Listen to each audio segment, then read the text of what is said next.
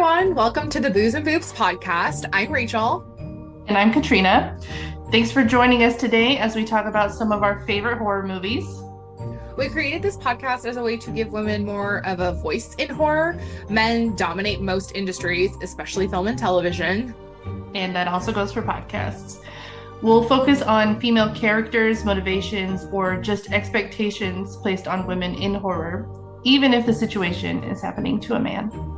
We're excited you're here and we hope you love it. Now let's get to today's movie.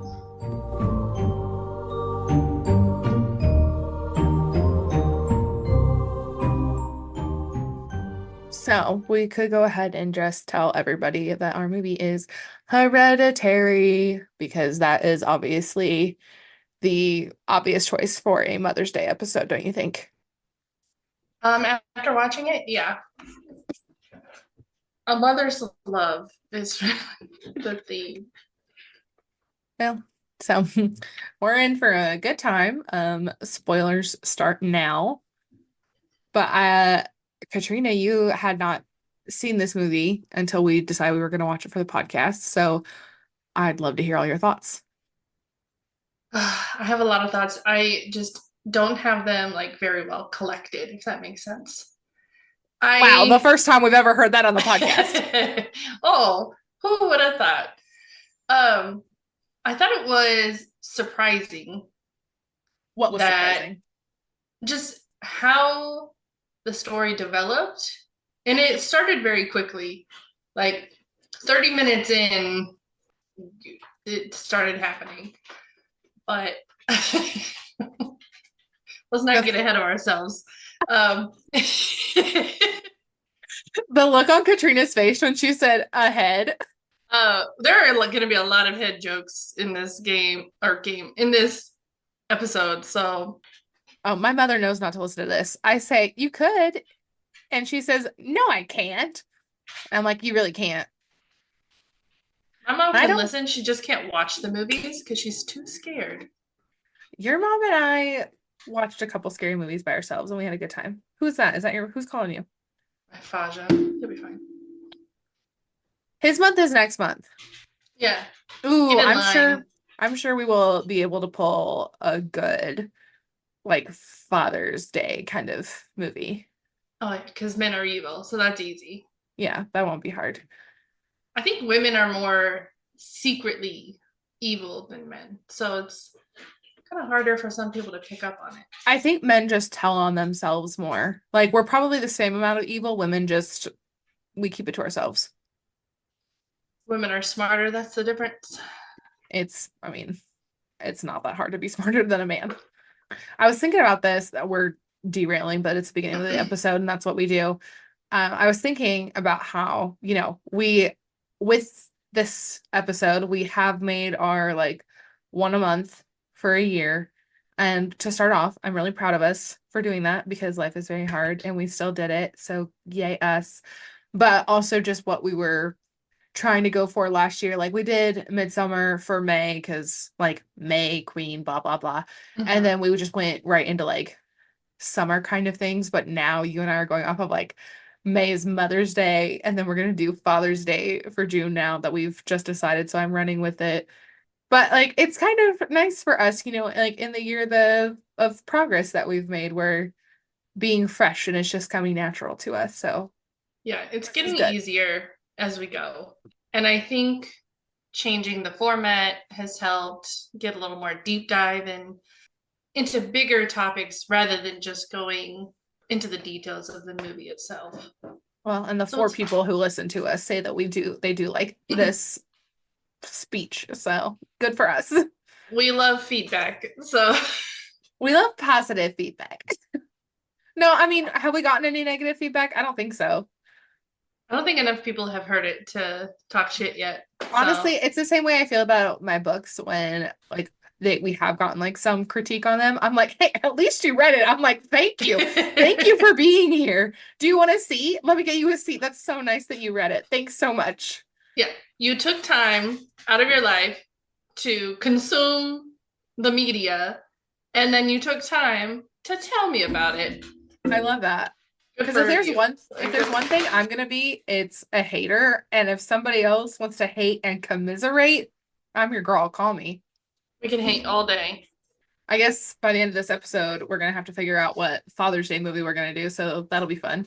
Oh, I'll get the brain juices going because I don't know. I feel like We could most.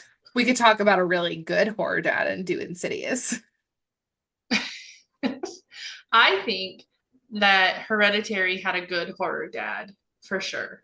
Like Uh, Steve was doing his job and he was being supportive up until the point he felt he couldn't. And I really then he have to died. applaud him for that. Yeah. He Well, wouldn't give in to her delusions anymore.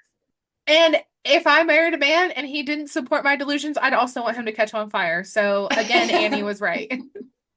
Even though she was trying to sacrifice herself, he's going to sacrifice herself They tried to for the sacrifice child. himself. For the child, it did not work. Yeah, because I didn't see the movie when it first came out. I didn't see it until after I saw Midsummer, which I feel like for some people, whichever one of the two you see first is the one you like more. Do you like Midsummer more than Hereditary? Or do you, I don't know, feel more connected to it or one way or the other? I still really love Midsummer, um, but I do really like Hereditary, but it had a lot of like clues and visual hints throughout the whole movie, just the way that Midsummer did. But I felt like Midsummer was a little bit more complex in certain ways, like in their hints and their clues, to where I mean, I had to watch Hereditary the second time to catch a lot of the clues. In both movies, they kind of spell it out for you at some point during it. And unless you know what's happening, you're like, oh shit, that's what that means. I know that's one thing I think is really interesting. So, in the literal first frame of Midsummer, you have that little tapestry thing that just tells the entire story. And in Hereditary, our first pan through scene is of all the miniatures, which does a really awesome transition into the first scene with the actors. And I think that that's Mm-hmm. really great. But I feel like if we're just comparing first shot to first shot, this one is more complex because it's not telling you Mm-hmm. exactly what it is. It's not like a literal drawn out picture, but it's also kind of the way, you think about miniatures, they're all being manipulated and moved Right.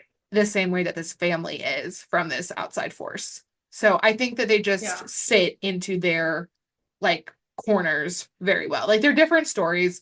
They're both about grief and trauma and families and relationships, but so like as much as they're the same, they're also super different. Yeah. And when people say that the difference is like Midsummer is very bright, and whereas Hereditary is very dark, like themed wise, like everything's in the shadows.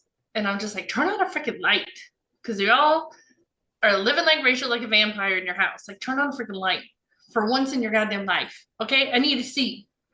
Uh, but it did kind of set the mood very well. Whereas in Midsummer, I think it was a little bit more shocking when the bad and gory and horror things would happen because you're like, it's beautiful Sweden. I think it's Sweden, I don't remember. It Um, is. okay. I'm like, it's beautiful country Sweden.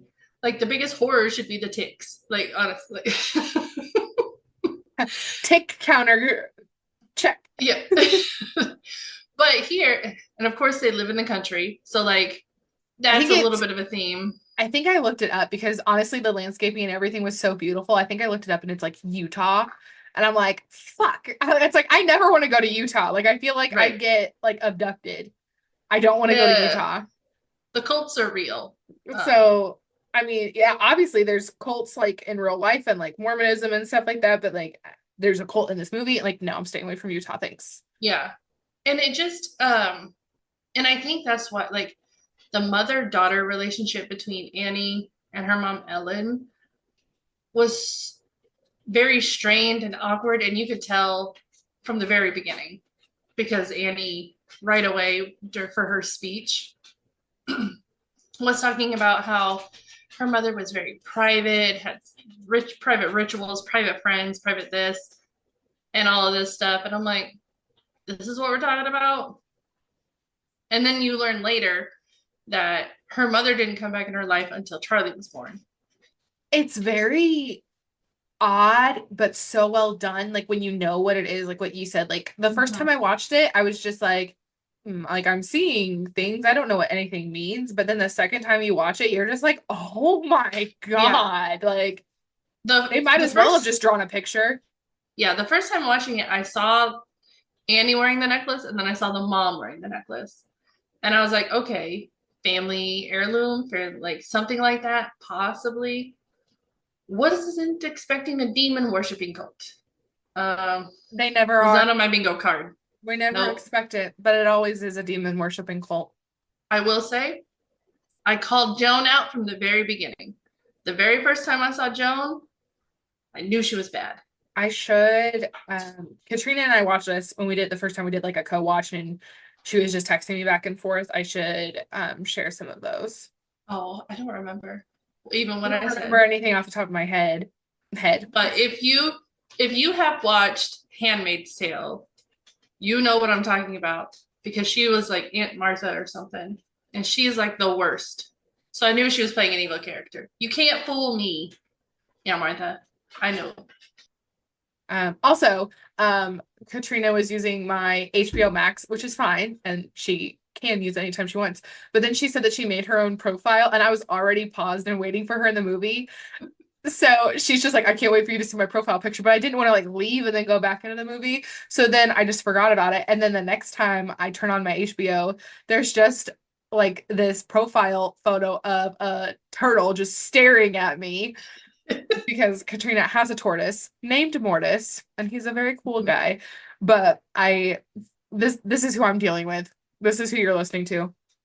Yeah, I went to a wedding the other day, and some guy was like, "Why do you have a turtle?" I'm like, "I don't have a turtle." He's I like, "Yeah, you do. You had one a few years ago," and I was like, "I've never owned a turtle in my life because that's the kind of person I am." And he was like, and his wife was like, "It's a tortoise." And I was like, "Yeah," and I was like, "Why not?" Huh? Other than Yuri being scared of him, that's the only downfall. I mean, he could be a little scary. So we've discussed a lot of things about this movie. If you're listening here, we ramble. We allow ourselves 10 minutes in the beginning to just say whatever comes out of our mouths. So whatever.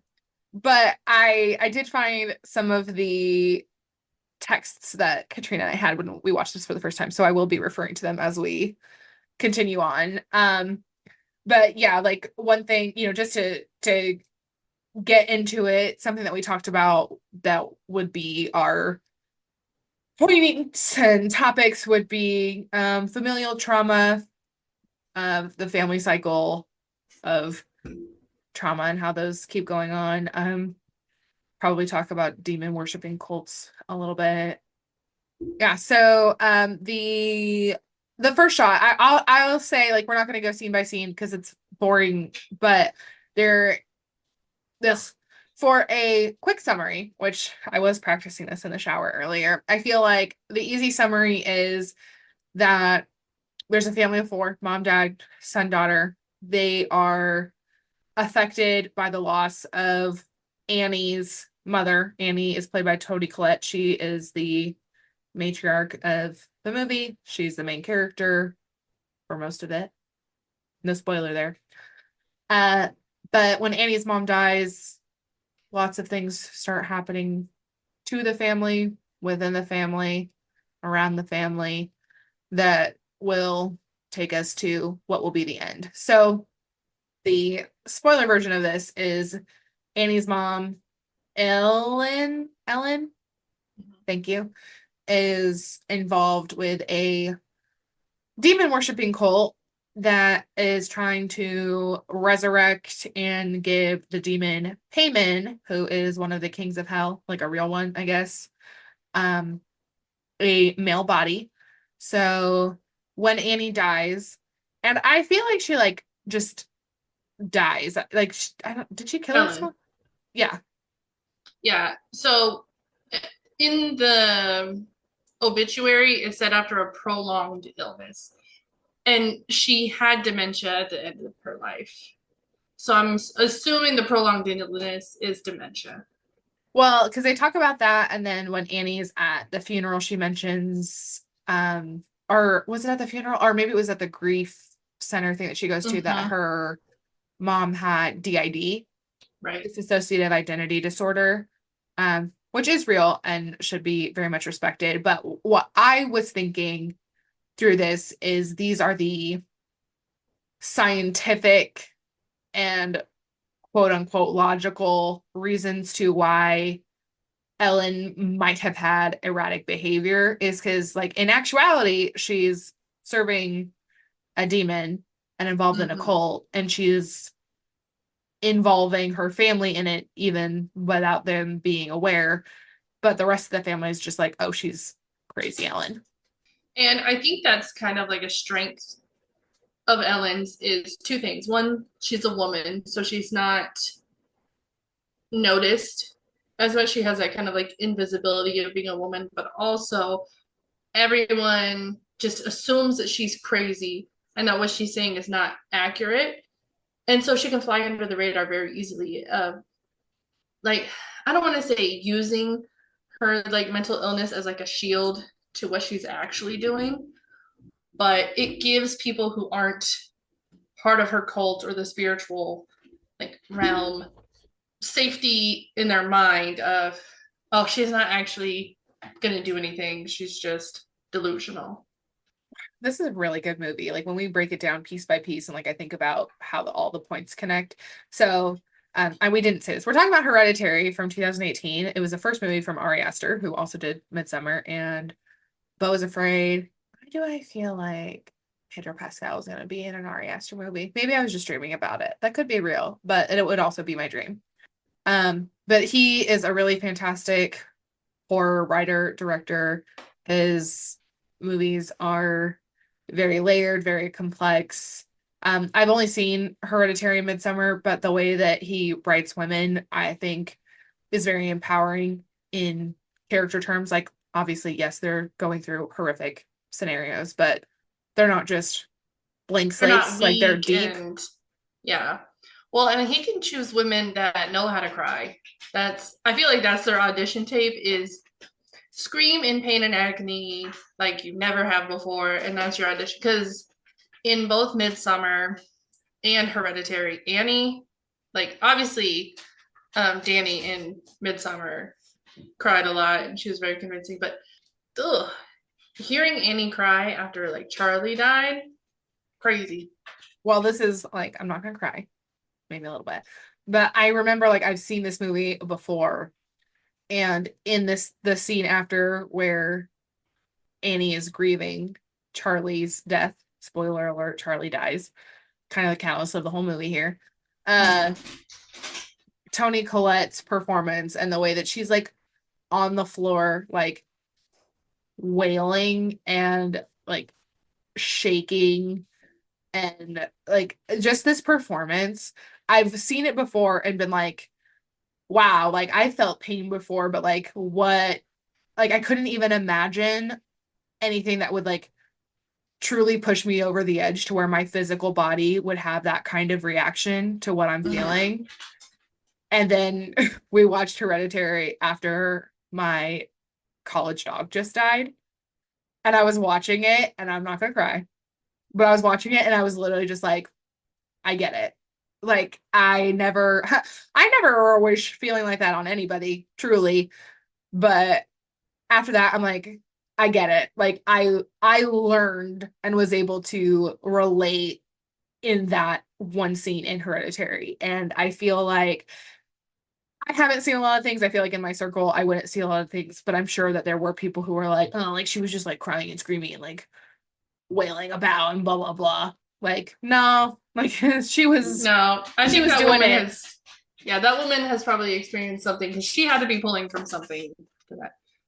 So I think that scene was really like, honestly, it was hard to watch, but what broke my heart even more than Annie being like completely devastated was Steve is comforting her. She's crying, saying, I just want to die. And then You go outside into the hallway, and Peter is just standing there listening. And I'm like, he has nobody. Like, nobody's comforting him. Nobody's asking him anything. Like he's just a kid. He's just a baby. Yeah. So, I mean, to kind of go back into it, I mean, I guess to sort of start at the beginning, Charlie is the daughter. She's played by Millie Shapiro. She's phenomenal in this. I believe that she has the same condition that now I can't remember his name now that I'm thinking about it.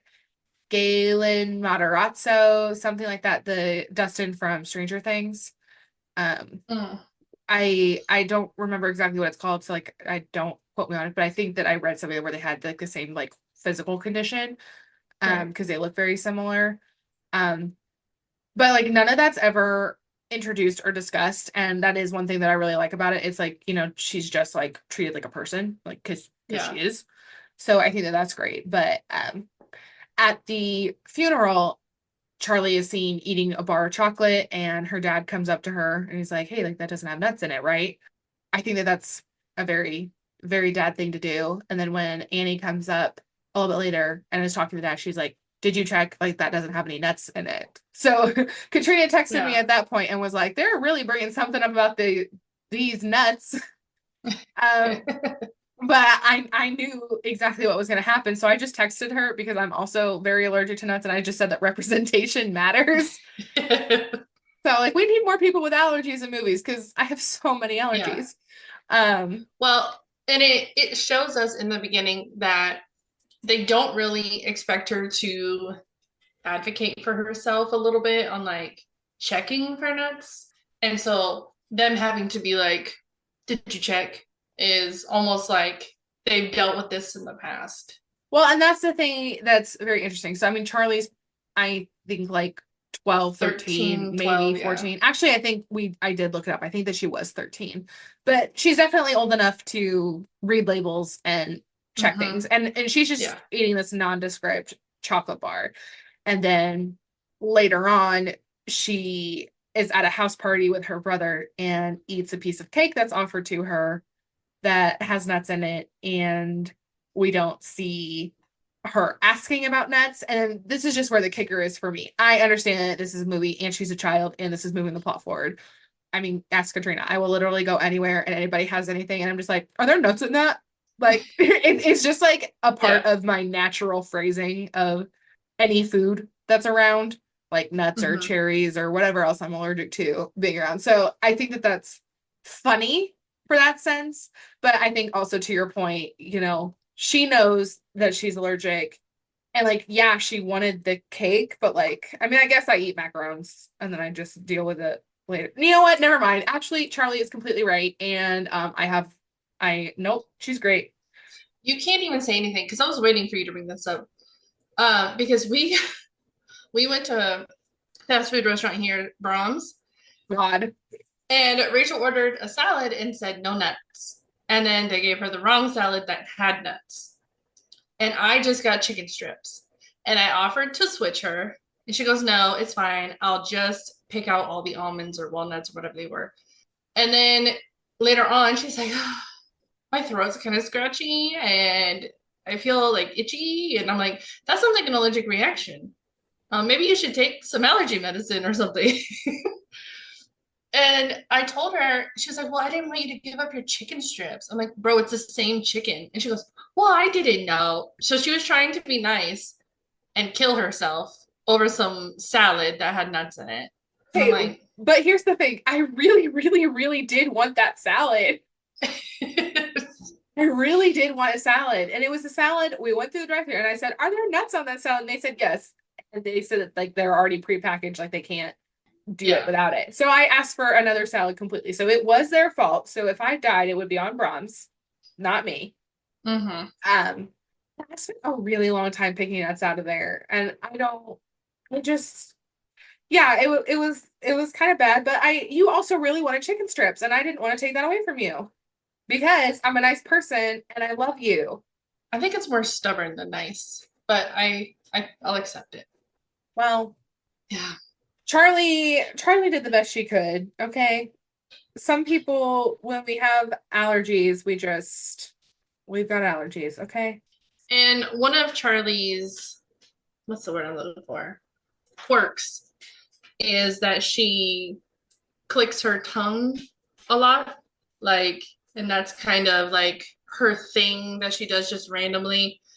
And I saw a theory that was posted online when I was trying to read about Charlie a little bit, that basically, we learned this a little bit later, but like the grandma basically took Charlie under her wing, right? Tried to breastfeed her, tried to do this, like tried to take her as her own baby, basically. They're basically saying that the theory is that the grandma put Payman into Charlie as a child. So like we never truly knew Charlie as a person this whole time because Payman, the demon, has been living within her this whole time. So the clicking is actually Payman. It's not Charlie. Like that's not her thing. I've seen the same thing and I completely believe it because Yeah. in one of the first couple scenes when Annie is putting Charlie to bed, Charlie is very distraught about the fact that her grandma's not going to be around. And she asks, like, who's going to take care of her? And Annie's sitting there like, I'm your mother. Hello. Yeah. Um, but then we get like a little speech where Annie says to Charlie that, how she was her grandma's favorite and like how her grandma tried to breastfeed her, which I think is very strange. But it's Yeah. supposed to be. And I mean, Charlie, the daughter, is named after Charlie, Annie's brother, who died. Also, Charles is Annie's father. So there's Charlie, Charlie, Charlie. And we learn in a grief counseling session thing that Annie goes to that her dad died, her brother died, and that's when they also talk about her mom's DID. But this is where I'm completely of the same mind. I think that Ellen tried to get Payman in her husband. That didn't work. So she tried to get Payman in her son. Didn't work. Mm-hmm. And then when Annie had Peter, they were so estranged that Ellen wasn't able to give Peter to Payman as a male body. So she gave it to Charlie, the daughter. And then everything until that point was within Charlie. Charlie's weird. Charlie's cutting heads off of birds and sleeping in this treehouse and being overall weird. And then as soon as Charlie dies, the family is weakened and more susceptible to depression, I guess I'd say. Mm-hmm. And the whole point of the plot is that this cult, the spirit of Ellen and Payman the Demon, are trying to possess a male body from Peter. And spoiler alert, they win. After I read that, I watched the movie, and when she mentioned, or even in the very beginning, it talks about how Ellen's husband and son are both dead. So I'm wondering if those were the attempts because Annie mentioned that her brother was schizophrenic and said, my mom is trying to put people in me. Yep. And so there was an attempt. I'm assuming it failed and they died. So she's been trying to do this for a long time. And she's devoted. And to the point to where she manipulated her daughter back into her daughter's life so that she could get to Charlie. I'm wondering if Annie just had like a feeling or something because in one of Annie's dreams, she confronts Peter and says, I never wanted you. I never wanted to be a mother. Like, I tried to abort you so many times and it never worked, blah, blah, blah, blah. And I wonder if that's for fear of being like her mother or if it was just for fear of her mother. It could be both. I think that it can be true. I mean, obviously, this is Annie talking in a dream, and what we know of Annie is that she does love her children. Like I said, she doesn't treat Charlie any differently from anybody else. She seems just like a good mom, good wife. Yeah. She's just doing her stuff, and she just has family issues. Yeah, I think after Charlie died, it was too much for her because the way that she treated Peter just killed me. Like, she was so mean to him. So we're kind of going on like every single character's journey in this episode, just talking about like major points with them. So um Peter asked if he could go to a party, and Amy said yes on the condition that he took Charlie with him. And well, she said, "Did you ask Charlie if she wants to go?" And he's like, "I don't know. Like, she probably doesn't want to." Charlie doesn't even really want to go No. because she's not like in with the crowd, and I get that, but Yeah. She's not Amy, like a social butterfly or anything like that. So her mom's just forcing her into a social arena per se. But this is also like right after, not long after the funeral, but we had seen Charlie cut off like a bird's head at one point and then follow a light into the woods and then see her grandma with some fire. Um, Second time watching through, I realized I think that's the grandma's real body and not an apparition like I originally thought. I'm like, oh, that's a little crazy. well, it could Um, be. So, I mean, yeah, we're kind of bouncing back and forth because like every yeah. little piece of information you're getting in this movie is moving the plot forward. So, what Katrina's talking about of seeing Ellen's body is earlier, um, Steve, the dad, took a phone call from the cemetery that the grave had been disrupted. Mm-hmm. And he didn't want to tell And Annie anything because obviously that would be super upsetting. yeah, and it isn't until the end of the movie that we learn that it wasn't just desecrated, but it was the body was taken, and that the body has been in the attic probably this whole time after some ceremonies were done. It looks like. Yeah, I'm not sure. I think that that's very possible that that could have been Annie's body right there. It could have been an apparition. I think either of them could be true. Mm-hmm. Um, but yeah, Charlie, see, and here's the thing, like Charlie doesn't get treated like an other or anything. I think she's just, the kid's sister. So Mm-hmm. Peter's a little bit cooler. He's not like cool, but He's only cool because he has weed. Like, that's true. That's why he gets invited to the party. right. Um, but he has to take Charlie. And I mean, everyone at the party like seems cool. Peter has a crush on this girl, so he wants to go get high with her, and he tells Charlie, he's like, "Oh, they're making cake. Like, just go up there and they'll give you a piece." Because she's like, "I don't know anybody. I don't know how to ask." And he's like, "It'll be Yeah. fine." Yeah. It's a party. Everybody gets cake. Yeah, which I mean, I was gonna say I haven't been to a house party and they just had cake there, but who invited me to a house party? So, I'm like, girl, I've never been to a house party, period. so you either went to house parties when you were in high school, or you're in your 30s and you have a podcast. The two can't Oh, exist. sick. Self burned. Ah. Oh, it's Um, tough out there. but yeah, so as we discussed, Charlie eats the cake. She did not take the proper precautions of outside food. See, because here's the thing. I knew there were nuts somewhere in that salad, but I did really want the salad. And I mean, Charlie did want the cake, but as far as we know, she didn't even ask if there were nuts. So at that point, Yeah. she could have been Well, like, "Are there nuts in and this?" after she ate it, you could see her struggling already, and she's continuing to like try and eat the cake.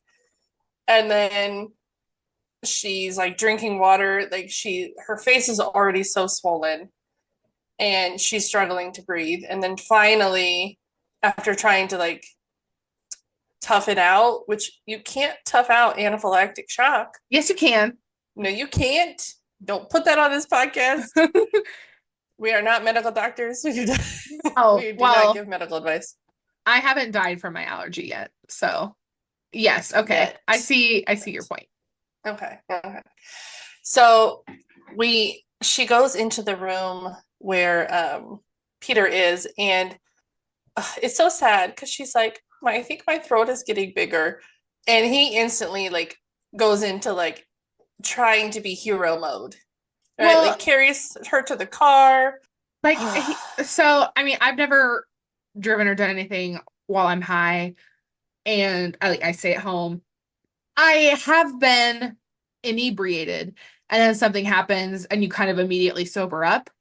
Right. So I wonder if that potentially could have happened. I mean, he's still under the influence either way, Peter is, but he is doing Well, everything that he can because he's like trying to get help for Charlie immediately.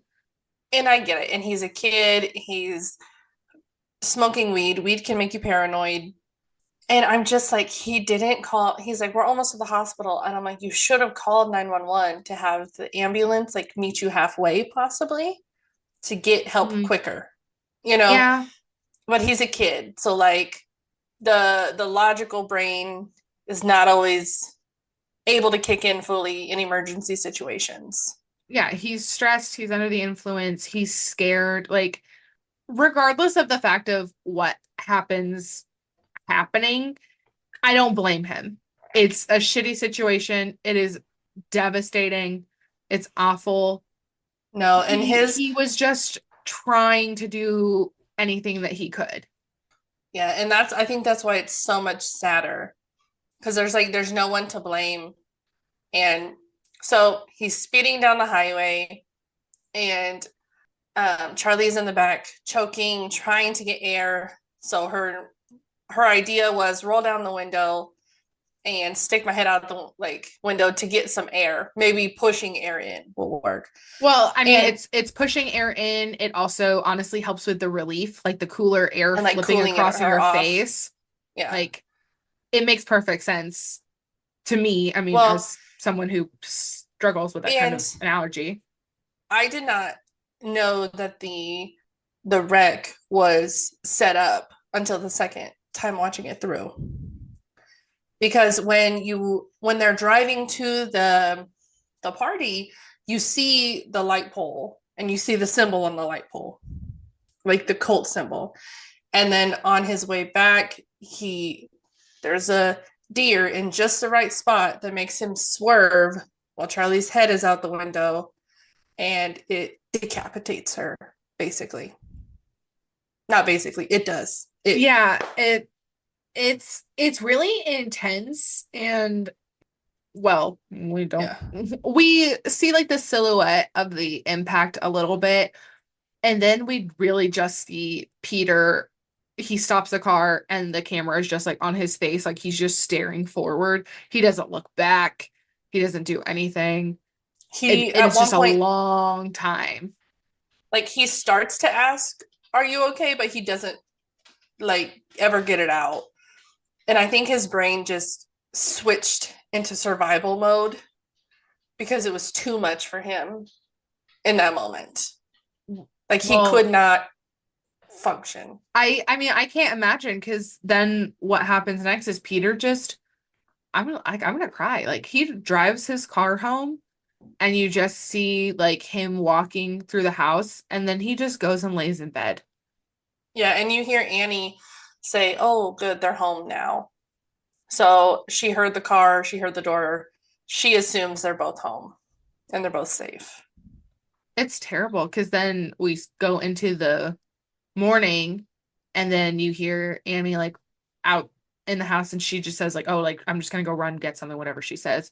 But Charlie's body is still in the car. So Yeah. we only hear Annie discover it. And then that leads into that scene that I mentioned before where Tony Collette's like on the floor, like grieving, weeping, like Mm-hmm. the worst thing I've ever And felt. and Peter just shuts down. Like he doesn't really talk, he doesn't really do anything. He's zoned out 24/7. And we never really see the family like talk about it until later in the movie where there's this like huge explosion over dinner. Yeah, like Like that's one of the most iconic horror scenes of recent years. I've heard the TikTok sound and I never knew where it came from until now. Ugh, it's crazy good. And Yeah. rewatching it, like the whole movie is done so well. And for a first time writer director getting fucking Tony Collette in your project, like I mean Ari Aster, he had something good on his hands, but it was absolutely brought to life by the cast and the crew. Like it Yeah. I mean, I if I was gonna try to break it down, like I don't have much to critique on it. It's very, it's a well-woven story. Everything makes sense. Like there's very little fluff in it. Like the things that you would think is just like time filler information is actually exposition, and it's incredible. Yeah.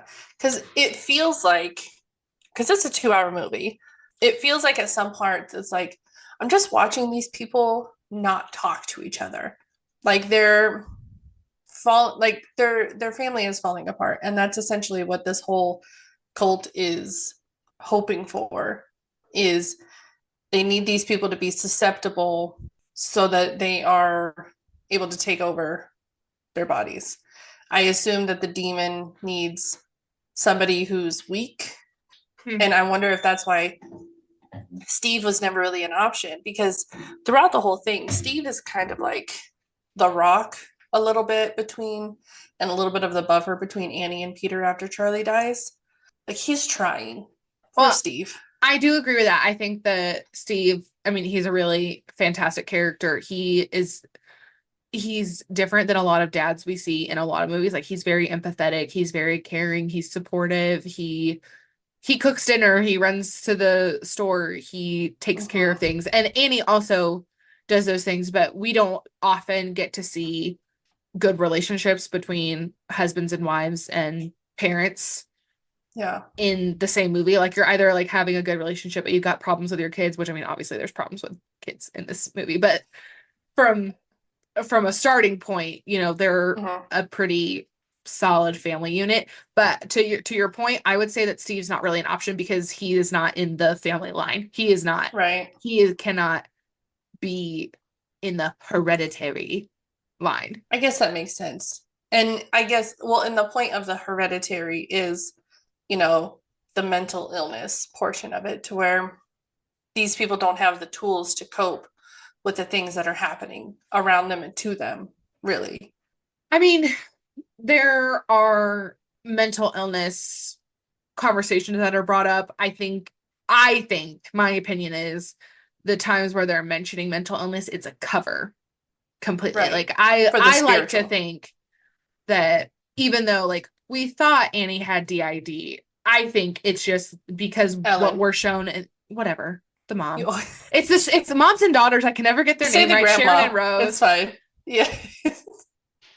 The grandma. Like I think that everyone thinks she has DID. I think that she is fully sane and she's just so embedded in this cult that we see their true impact like for the last, you know, 10-15 minutes of the movie, and we see them being very involved. I mean, they're people that show up all over the place that we didn't know they were there. Like I think that what is being sold as mental illness to the non-cult members of the family, I think it's all completely a cover. I think that it's just a trick, and it's like, yeah, I'm sure crazy. Ha ha ha. I'm actually Yeah. And Annie whatever. was just, I think, traumatized by her mother in general. Well, and I think that's something that's really hard is at the end, Steve was like, oh my God, my wife has gone crazy. And he assumes that because her mother was crazy, right? Because she had DID, she was a little loopy. Yeah, her She brother had believed, schizophrenia. Like it and runs in the fam.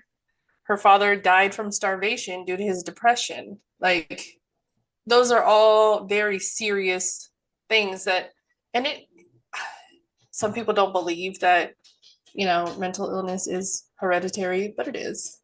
Oh, yeah, I had that kind of conversation with my mom not that long ago. Yeah, it's Ugh. funny. Every time I go to like a new doctor or something, they're like, okay, what's your family history? On my dad's side, it's all physical ailments.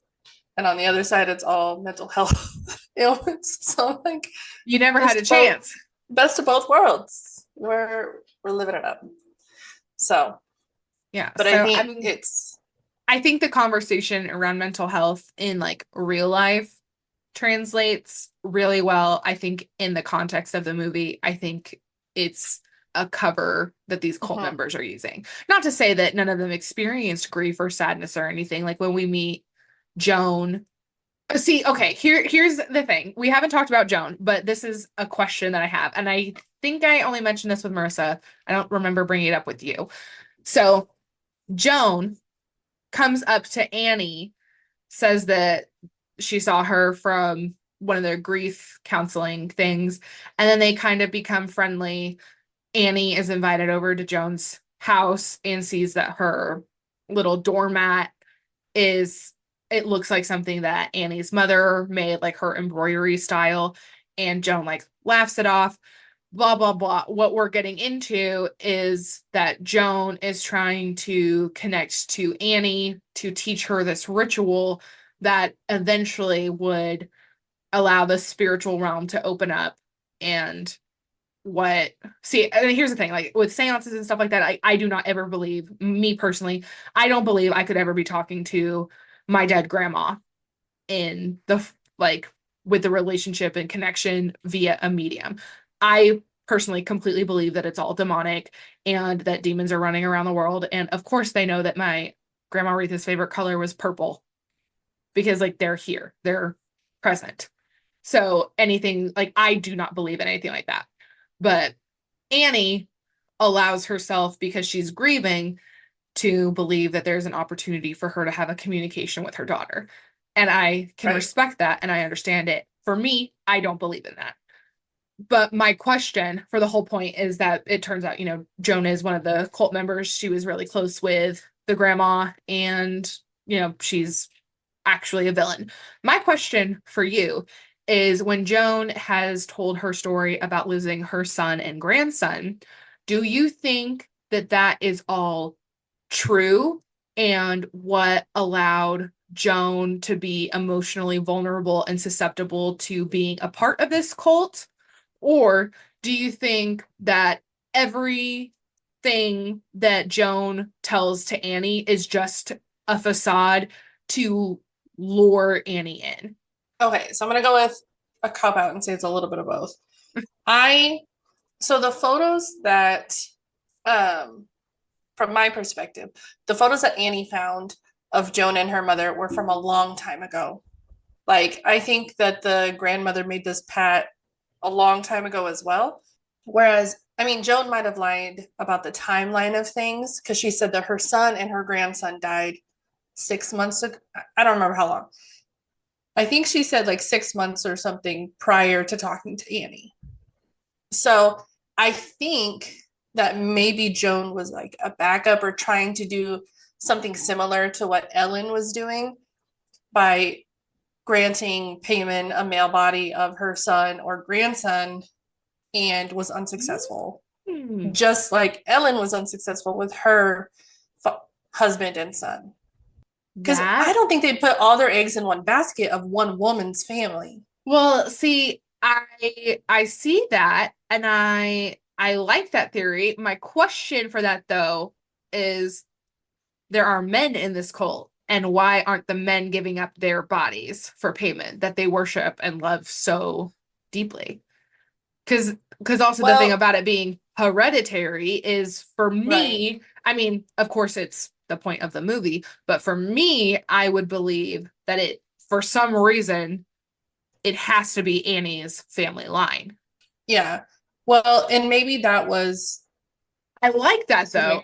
That does make a lot of sense in the context of the movie. Now I want to know. Someone mentioned like the three women had to be beheaded because it's like the trilogy kind of thing, because they reject the trilogy. The Trinity? And Trinity, whatever. It means three, first of all. Tell Jesus you're sorry.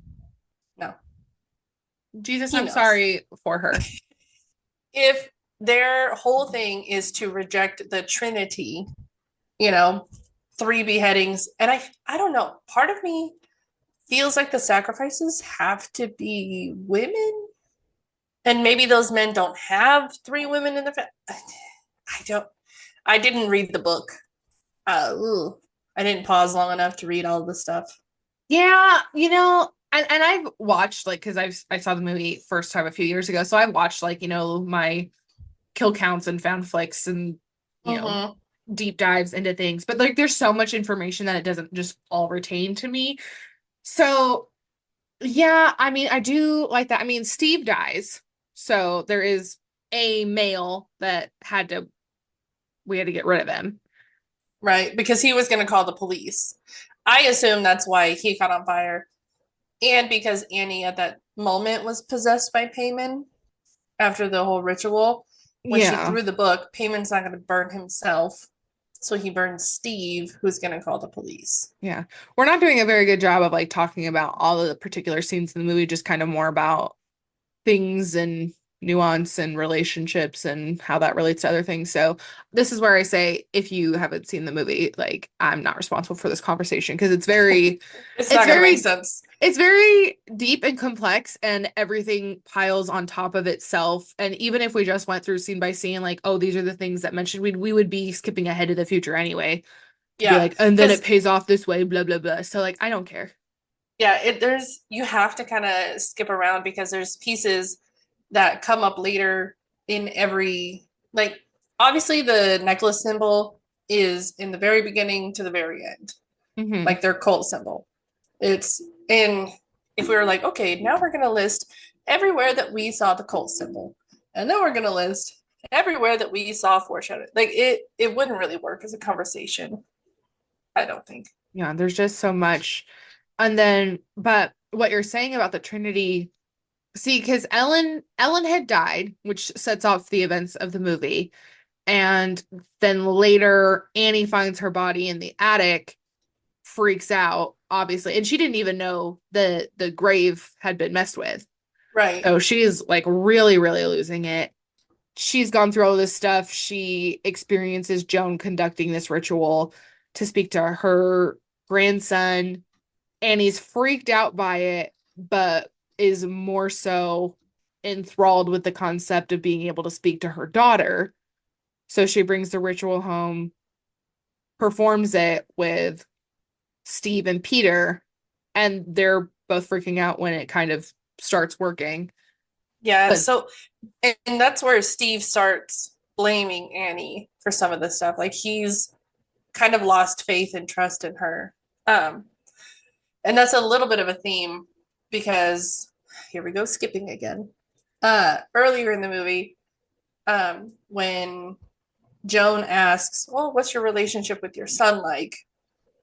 And he kind of scoffs and it's like, ugh, he, ever since I used to sleepwalk, and one day he woke up and we were all covered in paint thinner and I had matches in my hand. I was sleeping, okay? I put the match out right away when I woke up. She's just dismissing his whole perspective on that. There's that a look. I'm sure for Steve that was scary, and she probably had to go through some therapy and stuff like that. Figure out why she's sleepwalking, stop sleepwalking, so that he would feel safe having Annie with the kids because she almost it's killed them. it's really crazy overall because the this seance ritual thing, there's like a little moment where we can kind of determine that Annie's been possessed by Payman and then she starts acting weird like the rest of the movie. So, Uh-huh. but when we're talking about the beheadings, um, I think I mentioned like Steve ended up at one point going up into the attic at Annie's request and did see Ellen's body. So Annie wasn't making any of that up. Annie's trying to get rid of that ritual book. But when she had tried before, when she threw it in the fire, she was catching on fire. So at this point, Annie wants Steve to throw the book into the fireplace. Annie's giving him like this long, really emotional goodbye because she knows Yeah. that when he throws that in the fire, she's going to catch on fire. She's going to die. And she's like, I love you. I love Peter. But Steve won't do it because even though he just saw that dead body in the attic, he thinks that Annie's losing her mind. But Annie is not losing her mind. And we should believe She's women. not. Yes. But Annie throws the book in the fire, and then that's when Steve catches on fire, like his whole body engulfed in flames. And that's the trailer moment we saw. But the way that it actually plays out is so emotional and it's crazy. And Annie, like, she's just stunned. She didn't expect that. So it's like her reaction to literally watching her husband on fire in front of her is the same reaction that Peter had to Charlie dying. Yeah. Like it's and just you can freeze. And that those are moments that allow them to be weakened and susceptible, because as she's watching Steve on fire, she just kind of like pauses and then just clicks. And that's when I think Payman completely takes over. Because earlier, after Joan had shown her the seance and all that stuff, she tries it at home. And Joan is very specific to mention, make sure that even Peter, everybody in your house needs to be in the house when you do the seance. Mm-hmm. And it doesn't go well because Annie becomes possessed and starts speaking as Charlie almost, saying, I'm scared, what's happening? Freaks Peter out. So Steve throws water on her. Like, Snap it her out of it. works. Yeah. So I mean, I believe she was possessed from then on, but it seems like the demon switches back and forth between her and Peter sometimes. I think it kind of goes back and forth because there's a couple times we see Peter in the class, and then anytime there's several moments, but I feel like you really notice it towards the end.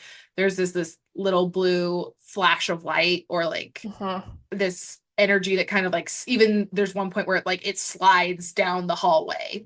Yeah. So that's Payman, and it's Payman's influence. And we see Peter in class, and then he like hears Charlie's like clicking sound. He sees the blue flash, and then he's like a little sort of possessed, and he's like contorted. Banging, yeah, he's banging his head on the desk in front of his whole class. They're freaking out. And then like he's harming himself, but then he kind of snaps out of it at one point, and he's freaking out.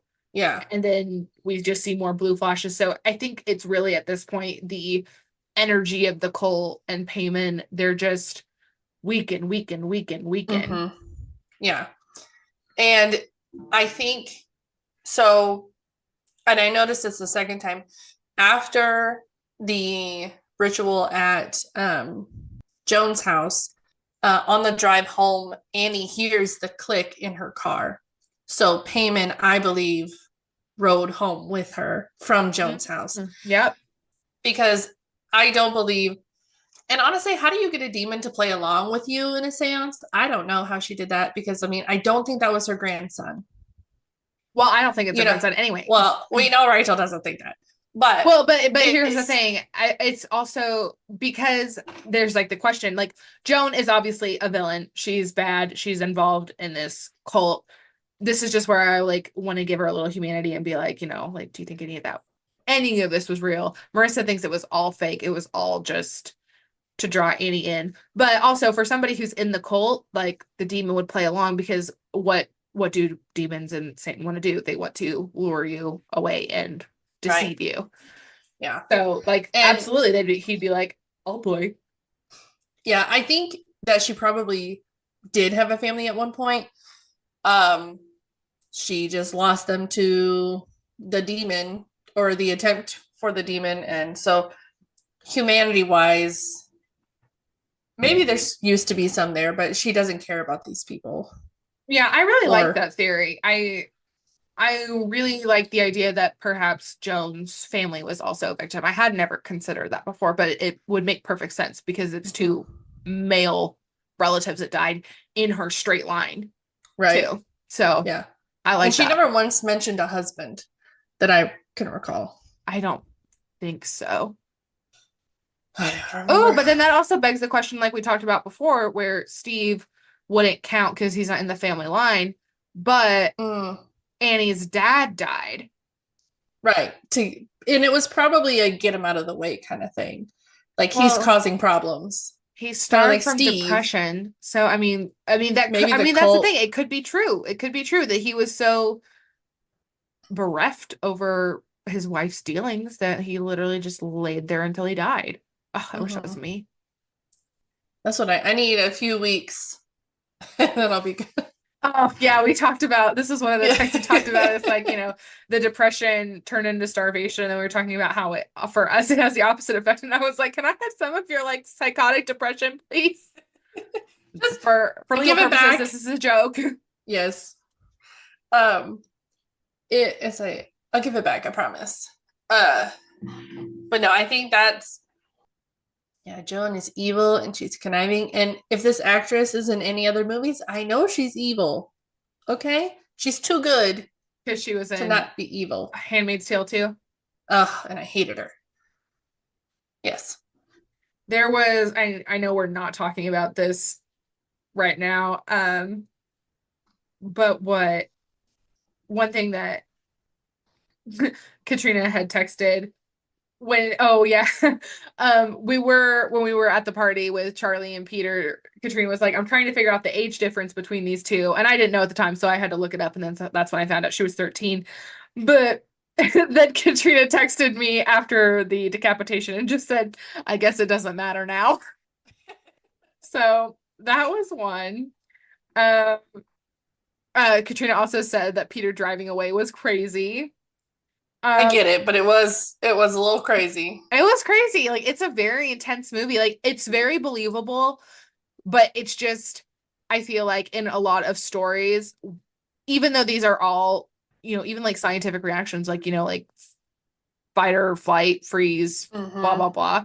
Like, we just don't always get to see all of these emotions and reactions happening in one place. So it feels very dramatic, but it is also grounded Yeah. in a lot of reality.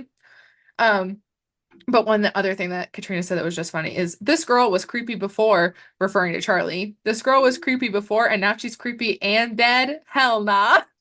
That's how you know the movie's gonna be good. Yeah. Uh, talking about the seance with Joan. What Pinterest board did she get these instructions off of? That's what it felt like. I'm like, she just got with some random seance. Like no one taught her how to close the portal, like anything like that. These people are crazy.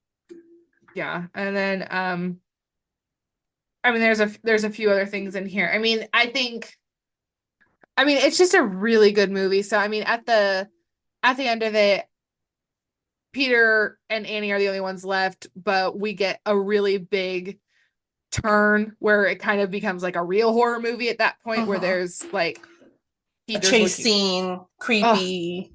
a chase scene, a lot of gore, Ugh.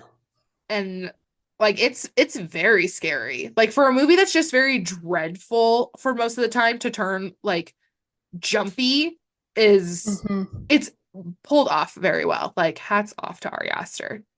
Like Yeah, the first jump scare was the light pole. The second oh jump scare is when we were staring at Peter's face, and then it just switches to Charlie's head covered in ants. yeah, like we get And like I'm like, the where head. did this? No warning. No. There's like no transition. It's just different. Is there? And I'm like, Yeah. So I mean that's you could what have said we were talking something. about. It's like you don't see Charlie hitting the pole, but it's like, but you see what happens. Mm-hmm. But here's like the fucking crazy thing is at the very, very end. So like I said before, they lose. So Peter does end up getting possessed, and then he goes into the treehouse, which we didn't know why Charlie liked being up there so much, but that's like a little altar for payment. And then Peter is being spoken to because now he is now Payman. Payman has inhabited his body. But this little effigy that's being worshipped is like a stick figure body with Charlie's decapitated head on it with a crown. And then they take off the crown from that yucky, maggoty, like skull head. So what happened was that I was speaking very passionately, and I got cut off by the Zoom, cut off like Charlie's head in Midsummer. Yeah, yes. Which is the point I was trying to make, is that her nasty ass maggoty fucking decapitated head was sitting on top of this little effigy, and then the crown that was on Charlie's head gets placed onto Peter's head because he is now Payman, and they're yelling for him like, "Hail Payman!" and "We love you, Mm. Payman!" and "We worship you, Payman!" and I'm just like, oh, like I hate that shit. I hate it when it looks like the devil wins. I hate when that happens. But it's a very well done movie. But then I think the message of that is kind of the things, it's like, you can try and run and hide and avoid your family problems, but it's all in the family. It's hereditary. Dun, dun, The end. Thanks Well, for that is the listening. end of the movie. I know that we're kind of going all the way back and forth, but it's just so interesting the way everything weaves that I just like I can't help it. Whatever pops in my head, I just have to talk about. And that is your fatal flaw, I wish it would kill me. which is one of the things they talked about in one of the classrooms. So full circle there. Do you think that that was like a hint or something? Like the teacher talked about how the heroes always die from their fatal flaw or whatever that is. Do you think Annie died because of her fatal flaw of I don't know what her fatal flaw would be, but what would it be? I The mean, love of her I children. I think it's not being able to forgive or let anything go. These relationships that we learned about, has they've obviously caused her a lot of grief throughout her entire life. And even though she's a successful person, like she's a miniature artist, we see her creating even different scenes from the movie. Like there's at one point where she is replicating the scene of Charlie's accident, and Steve comes in and he's like, "That's gross," and she's like, "It's a neutral view of the accident." Like she's just trying to process it. We all have to do grief our own way, but we never see her actually healing. Like she skips the grief counseling and then just finds some solace in Joan, which ends up being her downfall. And she mentions in the grief counseling session, we see that she went there before for her family stuff, but it's been a really long time. So it's like, she can't face and break the cycle of her trauma and her dealings with her family. And then that's really what kills her because, like, I mean, yes, it's love for her family and wanting to see her daughter again that ends up, killing her whole family. Yeah. But, where she's coming from, like, I mean, I'm just throwing out things here, but she ends up getting possessed by Payman. She's chasing Peter around the house. The cult members are kind of infiltrating the house, and it's fucking scary the way we see Annie. Annie ends up decapitating herself with a piano wire, like sawing it back and forth on her neck. And so Annie has chased Peter up into the attic after Steve catches on fire. It's very erratic. We think that Annie is just like beating on the little attic door a Oh my lot, gosh. but then it turns out like she's not like beating her fist, she's banging her head on it really, really quickly, and it's gross and scary. Peter's terrified. He goes upstairs and Ellen's body isn't there anymore. Instead, it's a few candles where her body was laying, and it's a picture of him. Then there's cult members that like pop out in the room, and he's terrified. He looks up and sees Annie because we heard her first, like the little sawing sound that Yeah. Annie's cutting her own head off with a buzzsaw. Peter While sees the levitating. I don't know if she is levitating or if she's just up in the rafters, but like she's like up, up, up. Peter Yeah. freaks out. He just launches himself out the window. And then while he's laying there, we hear Annie's like frantic sawing stop. And then a second later, you hear what would be the thud and roll of her head on the ground. And then we see the little blue flashing light thing. So now we know that Payman has possessed Peter. And then Right. he's taken to the treehouse and he's like, "Ooh." And Joan's there and it's like, "Don't worry, Payman. Like, this is your new body."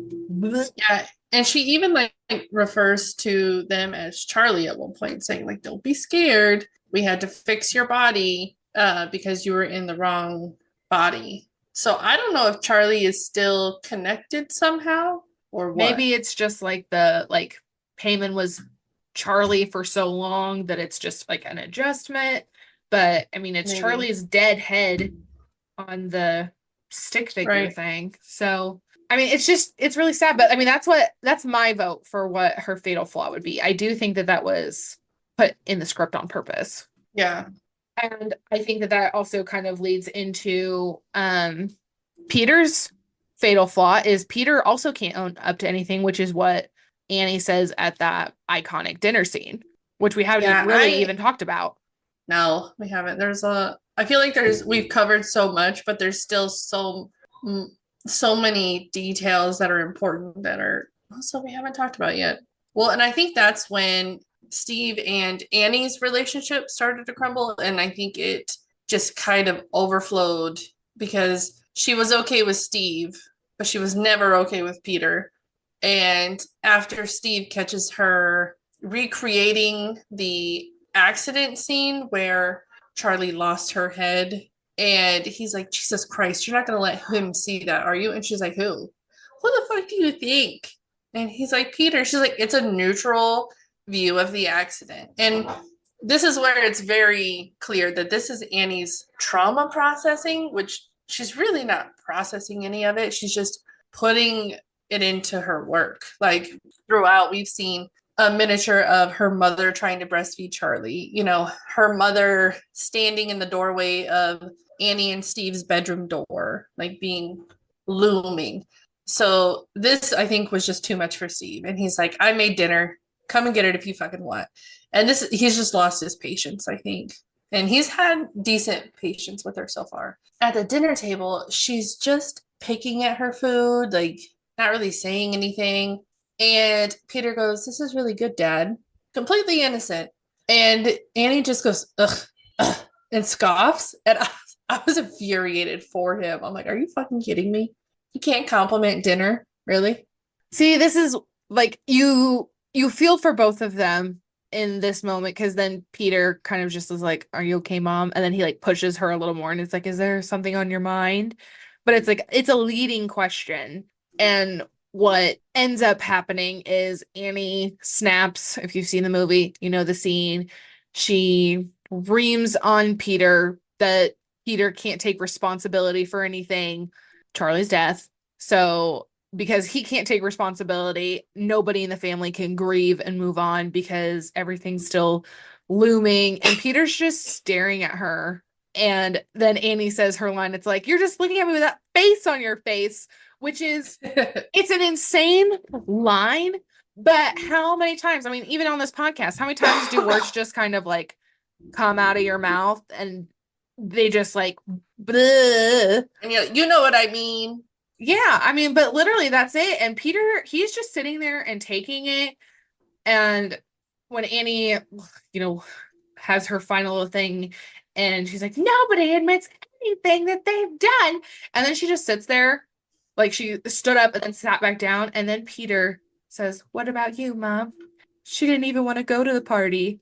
And it's, it is tense. Like this is the whole thing. It's like, why the fuck was this movie not given like a better like critique? Like it is a well-loved horror movie, but where was that Oscar nomination for that scene? Where was it? I don't know. I think that this is where I get upset that horror should be taken more seriously, because it's phenomenal. It looks beautiful. It's so emotional. It's engaging. This movie, while it's very, very heavy, it doesn't make me feel exhausted watching it. I'm engaged from the beginning to the end. I enjoy every time I rewatch it. I find out more clues. And, now that I've seen it, the handful of times I've seen it, I'm like, oh yeah, what about Joan? Like, let me think more about her. Let me think more about the dad. Like, let me be able to break this down. Like, it's more fun every single time. Yeah, with how small the father's role was, he was really the glue to this family. We know he's a doctor. We have no idea what kind of doctor he is. He's a rich doctor. Like we see him in an office. Like he's rich enough to let Annie do her little doodles. I don't know how much money she makes from that, but well, yeah, because she had like a deadline with something she was supposed to make. So like we know that she does something with it. Right. And like it was like a gallery or something. I'm like, it just reminds me that there's literally a job for everything. I'm like, everything is a job somewhere. And I forget that. And I'm like, somebody had to do this. Like this is and that's one of the things I thought about was like, people make miniature sculptures as art for their job. And then it's like, people have to make miniature art sculpture supplies. Somebody has to. Anyway, I'm spiraling here. It's just like, there's so many jobs. It's insane to me that are different. Anyway, all that to say, whatever Steve did, he made enough money. Yeah, that must be nice. This was also pre-pandemic, so our culture has changed a lot since then. Mm-hmm. They would have never had that funeral if this happened in 2020. I bet those people still would have showed up. They would have, yeah. I think Annie, as somebody who has such attention to detail, I feel like she missed a lot of things with her mother. And I don't know if that was out of like that was intentional for her as like a safety blanket to herself. Because in the beginning, we see Annie with Charlie, and the word Satany is written like scratched into the wall almost.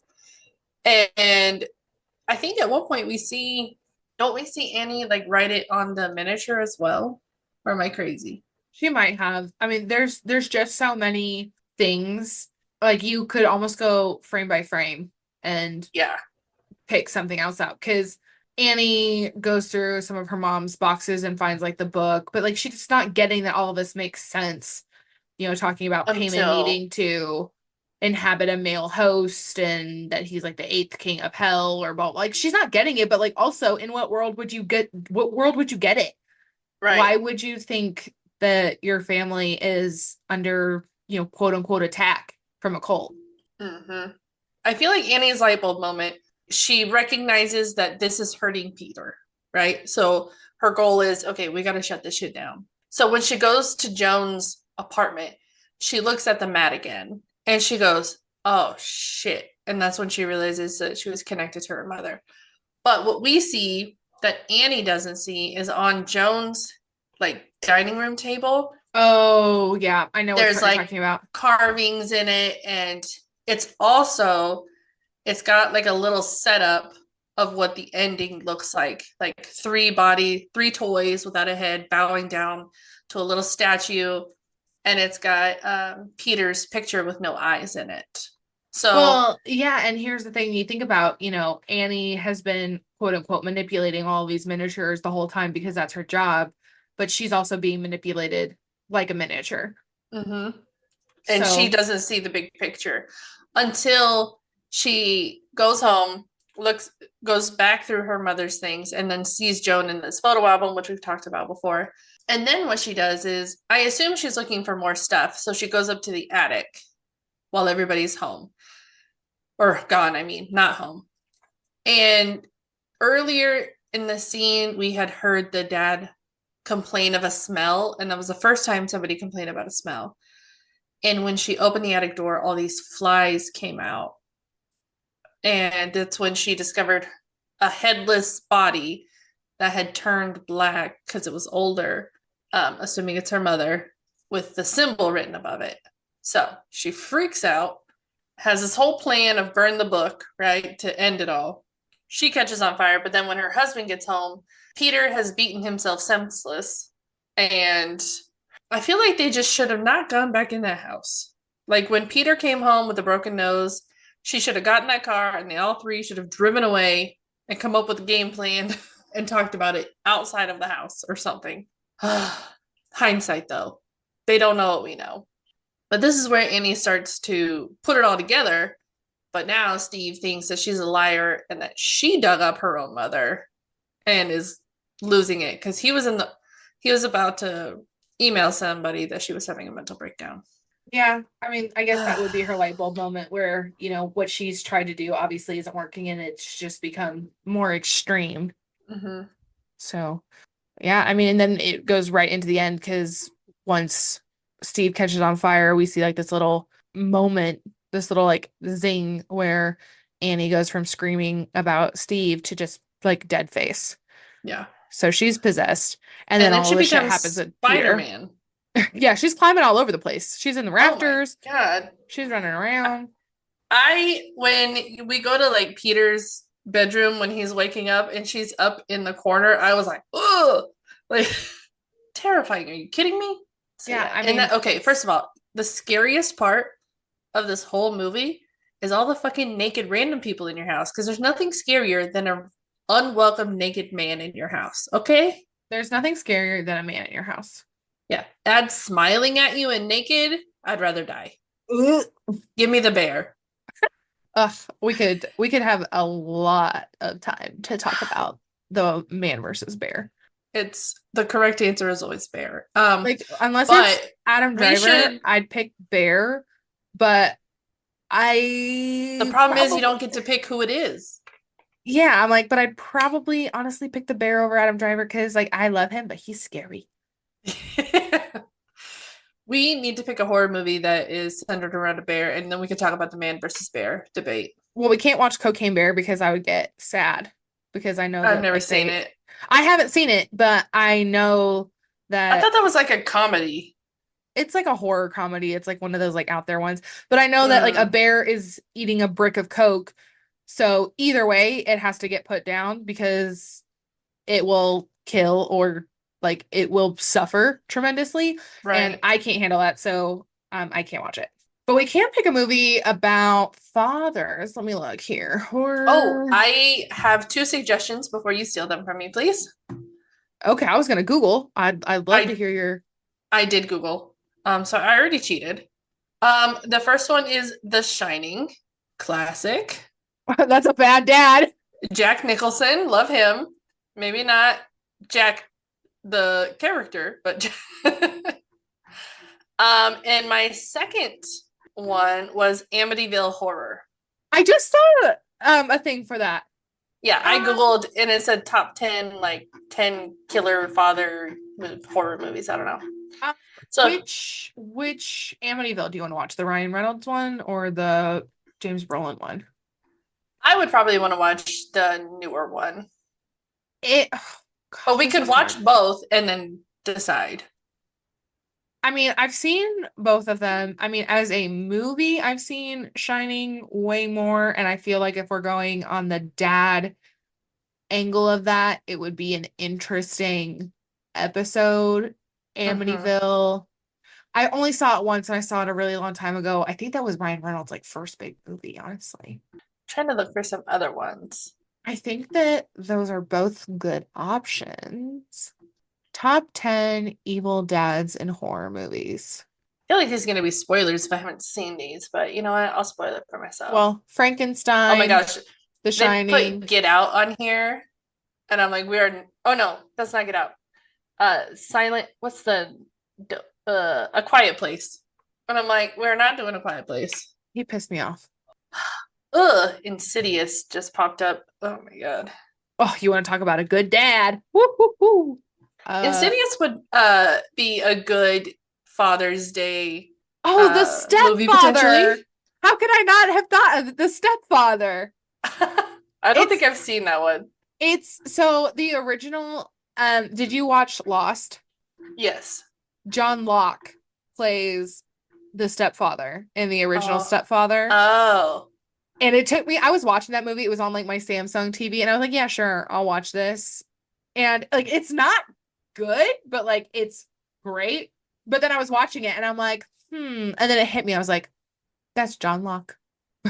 I think my top three are going to be The Shining, Insidious, and Amityville. What are your top? I mean, my top horror movie is Insidious. I know So, Insidious is your favorite, but that could be a 3 hour movie. I don't know if you want to use Insidious as a Father's Day but I theme mean, specifically, or but the whole if you point of just that want to do it. movie is the father-son connection. Exactly. Their So, ability with the realm and saving his son. Like, it's all about the father son experience. yeah, I mean, you're not gonna tell me that I'd rather cover a movie besides Insidious. I mean, for me, it's between The Shining and Insidious. Okay, well, for me, it's between the Insidious and Insidious. Well, then I think it's Insidious, and we're gonna have to put ourselves on a time limit. By ourselves, I mean you, because we cannot cover everything in the Insidious We movie. can cover a lot. We Okay, can. We can okay. make it a Here, two-parter. well, but here, we could do 1, 2, and 5 because that's the Lambert family story and the father-son connection that carries all the way. All right, Insidious it is, you guys. Buckle up Oh, I feel like because I this won. is going to be a special interest of Rachel's. I'm so excited. I love Patrick Wilson, you guys. I And think he's it'll be not fun. It'll okay, be but here's good. the thing. Here's And the putting a thing. spin on it. But you can't make fun of me for liking Patrick Wilson because Patrick Wilson is beautiful. He's conventionally attractive. He can sing well. He has a really fantastic career. Like, he's not one of those guys that would be like, of course Rachel likes him. He's weird. No, Patrick Wilson is perfect. can't hate on you for that, but he's also not the bad guy. Like, you hate the evil people, but the evil people in Insidious are not remotely attractive. So they're ugly, so I don't like them. So I just go. But they're for also dad. demons, and I know Rachel's not gonna fall in love with a demon, not intentionally anyway. I was like, I did that once. He who shall not be named, or she shall not be named. They who shall not be named. All of them. Yes. Oh, this is so exciting Them for me. Shall not be named. They, them that shall not be named. Yes. I hope you guys like it. I worked really hard on it, and I'm gonna go walk my dog now because she's been staring at me. Take Cindy on a walk. Anyway, so tune in next time for Insidious for Father's Day. And happy Mother's Day, by the way. I don't think we ever said that. Oh, yeah. Sorry for the trauma. We apologize to all mothers out there. Especially mine. And mine. Love you guys. Bye. Bye. Thank you guys for listening. We hope that you enjoyed our episode, and we look forward to hearing from you. Find us on Twitter or Instagram to request a movie or even just to discuss your thoughts at Booze and Boobs. Or send us an email, boozeandboobs@gmail.com. Yeah, and we're working on turning this into a thing. So if you can please follow us on Patreon, our account there is Booze and Boobs also. And what are some of the benefits to joining our Patreon? Oh, Katrina, I am so glad that you asked. As a patron, you will get early release episodes, bloopers, mini episodes where we showcase scenes from the movies that we're talking about, or just conversations that we're having that we had to cut from our recording. All that and more. And they're fun tiers. You can be an A cup, a C cup, or you can join the Triple D Plus group like us. We truly appreciate your support, and we look forward to growing our following to create more content for listeners like you. So we'll see you next time, or else. Yeah, let's end it with a threat.